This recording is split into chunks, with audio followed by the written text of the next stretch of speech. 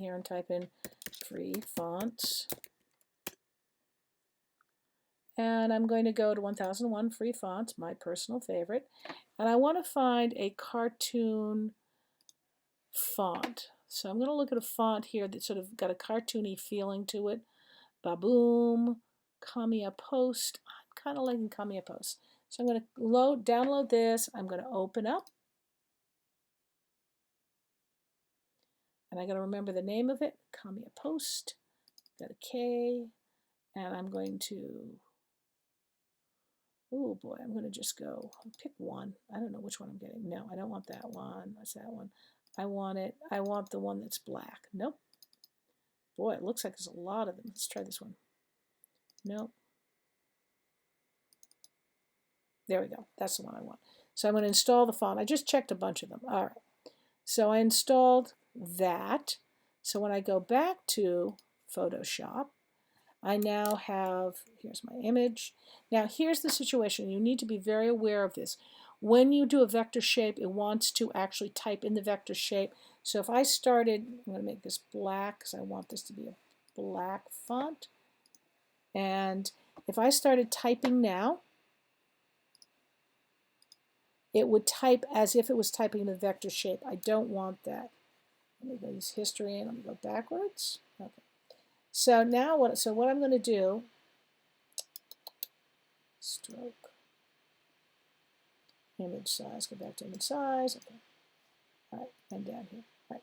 So what I'm going to do is I'm going to add a little buffer layer, and then I'm going to put my new text layer, which will be black. And it's going to say, I'm going to figure out the size of it. Let's try 40. Yeah, let's try a little smaller, 36. And there's the first thing of my 4 possible visuals. So now I've got my first question. I've made this pretty simple. And the next one we'll do is we're going to make this 4 up. So how we're going to make this 4 up, because we've got to do 4 different panels of it. We're going to take this whole thing and we're going to go image, duplicate, and we're going to duplicate it with our different edges. Now we can go in here and I can go to this layer and I can change that to say yellow and do a fill. I can go into each one of these and I can change the colors of the dogs a little bit. So I'm now on this layer. Now the dogs are green. And my coat will become blue.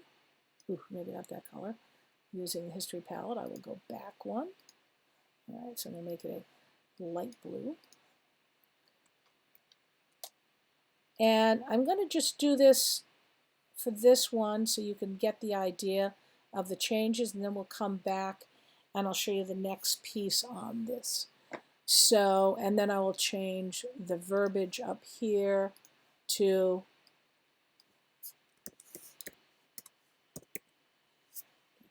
so now I've got 2 of them. Make sure you've saved them in your working folder.